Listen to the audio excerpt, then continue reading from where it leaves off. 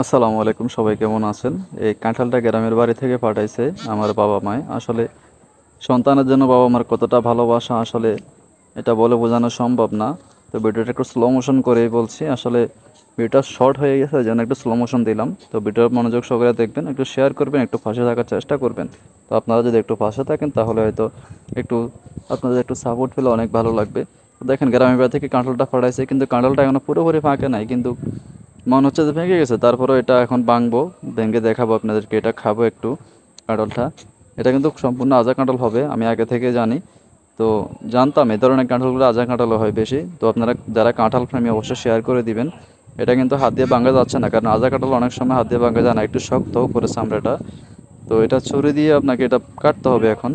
ছুরি ছাড়া সম্ভবই না, হাত দিয়ে অনেক চেষ্টা করার পর এটা আসলে সম্ভব হচ্ছে না হাত দিয়ে এটা ওঠানো। তো একটা ছুরি এখন নিব, ছুরি নিলাম। দেখেন, ছুরি দিয়ে কাটবো এটা, আসলে আপনার দেখাবো ভিতরে কোষগুলো কেমন। তো আমি আমার বাসায় কথা বলছি, তো আপনারা আপনাদের বাসায় অবশ্য বুঝে নেবেন। তো দেখেন, এমনি কাঁঠাল ভিতরে নরম হয়ে গেছে, তো এটা এতটা স্বাদ না। তো গ্রামের বাড়ি থেকে পাঠাইছে, আসলে কে জানে কাঁঠাল কোনটা কীরকম হবে। তো ভিডিও অবশ্যই শেয়ার করে দেবেন, একটু পাশে থাকার চেষ্টা করবেন। তো একটু পাশে থাকলে, আপনারা যদি একটু পাশে থাকেন, ভিডিও করতে ভালো লাগে, অনুপ্রেরণা অনুপ্রেরণা জাগে।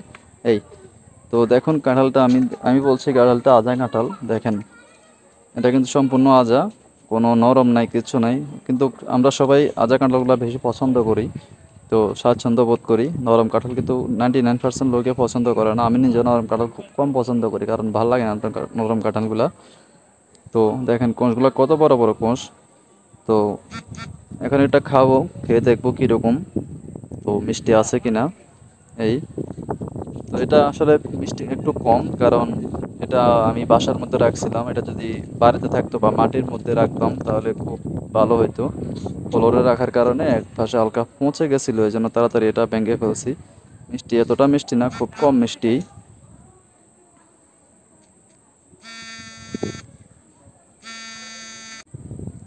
তো আপনারা চেষ্টা করবেন আমার পাশে একটু থাকার জন্য।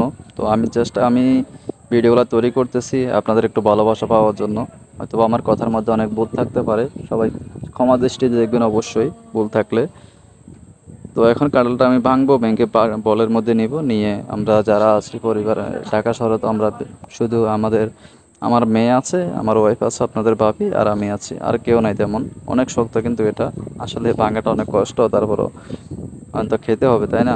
এত কষ্ট করে গ্রামের বাড়ি থেকে এটা পাঠাইছে। আসলে ঢাকা শহরে কাঁঠালগুলা একদম ছোট ছোট, কোনো মিষ্টি নাই, কোনো মজা নাই, এই জন্য গ্রাম থেকে পাঠাতে বলছিলাম। আসলে কাঁঠাল গ্রামে এখন খুব কম। আমাদের অনেক গাছ ছিল এক সময়, এখন নাই, হয়তোবা কেটে ফেলছে। তো আসলে মোটামুটি যাই মিষ্টি আছে, খারাপ না, চলে খাওয়ার মতো। তো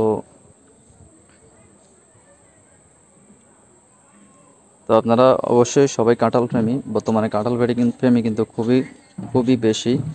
তো দেখেন,